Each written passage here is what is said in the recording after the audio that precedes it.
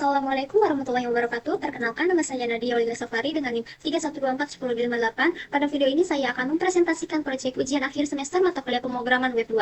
Proyek yang saya kembangkan adalah ePort, sebuah sistem pelaporan pengaduan layanan masyarakat yang dibangun menggunakan arsitektur decoupled, yaitu Big End Code Igniter Force sebagai RESTful API dan Front-End Vue.js 3 sebagai single page application dengan Tailwind CSS. Sesuai ketentuan project ini, saya bagi menjadi dua folder utama, yaitu folder Backend API, berisi seluruh framework Code Igniter 4 yang berfungsi murni sebagai REST API server. Folder Frontend SPA, berisi file index HTML, view router, dan komponen-komponen JavaScript yang membangun tampilan SPA. Untuk database, saya menggunakan MySQL dengan 3 tabel utama saling berrelasi: tabel user untuk data admin, tabel kategori aduan untuk kategori pengaduan, dan tabel laporan untuk data laporan masyarakat yang berrelasi kategori aduan melalui kategori ID. Selanjutnya, saya akan mendemonstrasikan sisi keamanan backend. Pertama, saya akan mencoba mengakses endpoint untuk menambahkan laporan tanpa menyertakan token autentikasi. Sini kita akan klik close. Kita akan ketik seperti ini. Kita get body from data. Nama pelapor. Sini, user. Setelahnya, kategori ID. 1. Judul laporan. Standar laporan. Sorry, isi laporan. Tujuan. Setelah itu kita send. Nah, lihat. Sistem menolak permintaan ini dengan mengembalikan status 401 not storage. Ini menunjukkan bahwa code igniter filter yang saya terapkan pada config filter PHP berhasil memproteksi endpoint manipulasi data, post, put, dan delete dari akses yang tidak sah. Sekarang saya akan login melalui ePort API outlogin dengan kredensial admin yang valid. Sistem mengembalikan responsif 200 beserta token bearer yang nantinya digunakan untuk mengakses endpoint yang terproteksi. Sekarang kita akan copy tokennya. Kita ganti menjadi laporan. Sekarang kita pindah ke from data. Selesai. Sini cara kami coba token 1, kita bisa pas dulu. Dari token, sekarang kita masukkan token yang tadi kita salin. Kita hapus belakangnya, hapus, kita klik send. Nah, klik send muncul 201 credits. Dengan menyertakan token pada header, authorization, permintaan yang sama, sekarang berhasil diproses dengan status 201 credits. Selanjutnya beralih ke sisi front-end. Sebagai pengunjung tanpa login, saya hanya dapat mengakses halaman beranda. Di sini ada total ringkasan data pengaduan, total laporan menunggu proses selesai, laporkan tindak lanjut selesai, yang diambil dari endpoint public tanpa memerlukan autentikasi. Coba klik menu laporan tanpa login. Jika saya mencoba mengakses halaman laporan tanpa login, sistem secara otomatis akan menolak dan mengarahkan saya kembali ke halaman login. Ini adalah implementasi navigation board menggunakan router before edge dengan properti meta request out. Login dengan akun admin, saya akan login menggunakan akun admin.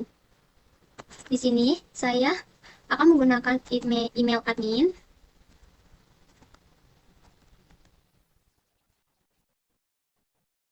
Menggunakan kata sandi admin 123, login.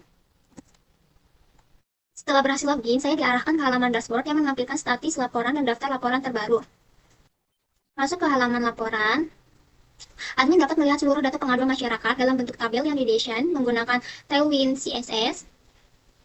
Kita akan menambahkan laporan, klik tambah laporan. Saat kita ingin nama, kita memasukkan tambah laporan, ingin melaporkan apa?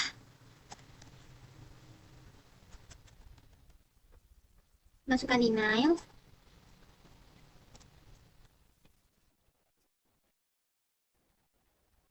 Pilih kategori, kita memilih kategori tentang apa untuk pelapor. Saya akan memilih kebersihan. Judul laporan itu tentang pembuangan sampah liar. Isi laporannya, warga membuang sampah sembarangan di pinggir sungai Ciliwung. Jangan lupa pilih lokasi kejadian, alamat atau lokasi kejadian. Saya memilih pinggir sungai Ciliwung, Depok. Jangan lupa di sini menambahkan foto bukti.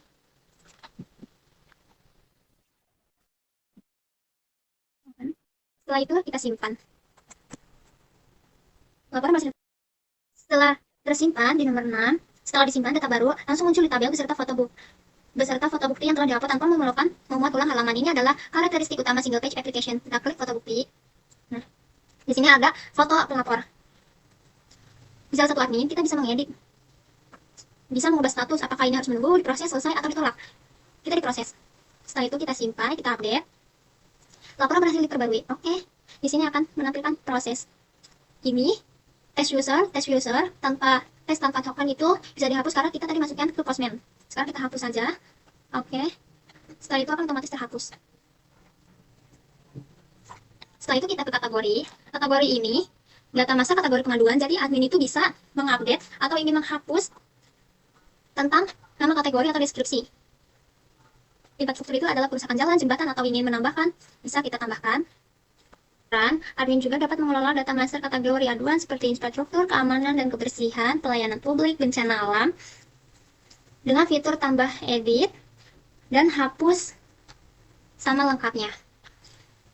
Kita bisa logout, kita oke. Nah, jadi ini adalah tampilan untuk warga. Jadi warga itu hanya bisa melihat total laporan, menunggu diproses selesai. Kalau ingin admin, itu harus masuk dulu atau login. Demikian presentasi Project ePort yang saya kembangkan untuk UAS pemrograman Web 2. Project ini mengimplementasikan REST API dengan coordinator for single page application dengan Vue, JS3, autentikasi berbasis token, serta antarmuka modern menggunakan Tailwind CSS. Terima kasih. Wassalamualaikum warahmatullahi wabarakatuh. Bye-bye.